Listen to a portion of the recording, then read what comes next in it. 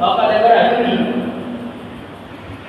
আল্লাহর মাখলুকের হক আদায় করতেই হবে, ওটা শুধু আস্তাগফিরুল্লাহ আস্তাগফিরুল্লাহ বললে মাফ হবে না।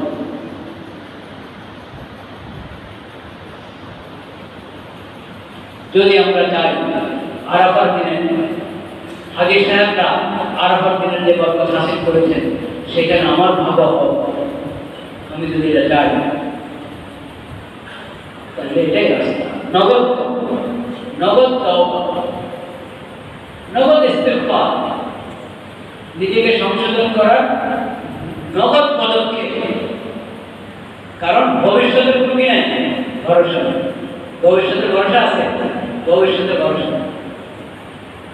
পরে ওই পর কখন আপনি চিন্তা করতেছেন 1 মাস পর, 1 বছর পর, কয়েক বছর পর, কোনো পরনের ঠিকানা নেই।